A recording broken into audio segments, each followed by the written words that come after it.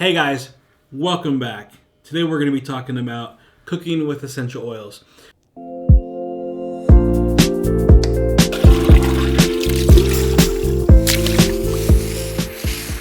Real quick guys, click the link in the description down below for the best prices on essential oils.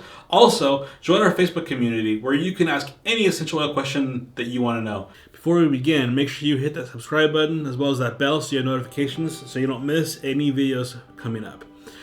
Anyways guys, cooking with essential oils is really awesome because not only are you going to save money, but you get like really powerful, really fresh tastes when you use essential oils in your cooking, okay? Now, I have some oils here that you can use for cooking. These oils are not limited to these specific oils, but these ones are common herbs and spices that are used in different recipes and meals. Before I begin, it's important to note that not all essential oils are created equal. You would never want to cook with an essential oil that is not certified pure therapeutic grade, okay? I have another video that discusses purity in the beginning of my channel. But before you cook with an oil, you want to make sure that it has the essential oil supplement label on there and that it says on the bottle that you can use it for internal use. That is important because a lot of oils, actually the majority of oils out there, are in fact adulterated or can be toxic because of different fillers that are in the oils. Anyways, with that note and warning, let's begin. Now, when you are cooking with essential oils, it is important that you add the essential oils towards the later parts of the process of cooking, especially if there's heat involved.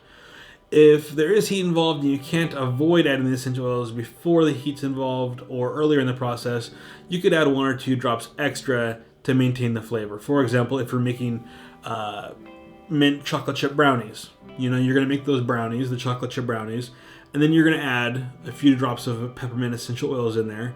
Add a couple more just to make sure that those don't get dissipated or evaporated during the cooking process, because essential oils are aromatic and volatile. They will dissipate and evaporate over time. So when you can, make sure you add them towards the end of the cooking process. If you can't, add a couple extra like I just stated.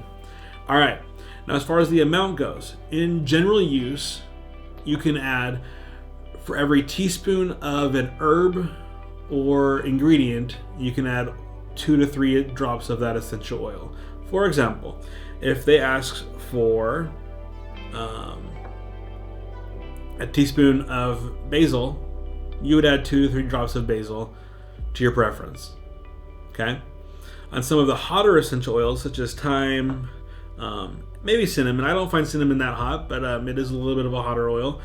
You take maybe a toothpick, grab that essential oil, add it in smaller drops, add it to taste. That way you don't overpower your recipe. Cooking with essential oils is not limited to these specific oils. You can use any of them as long as they have that supplement label and are approved for internal use. Anyways guys, I hope this helps you guys on your journey of essential oils. Enjoy cooking in the kitchen with your essential oils. I hope you have found a new use. And until next time, talk to you later.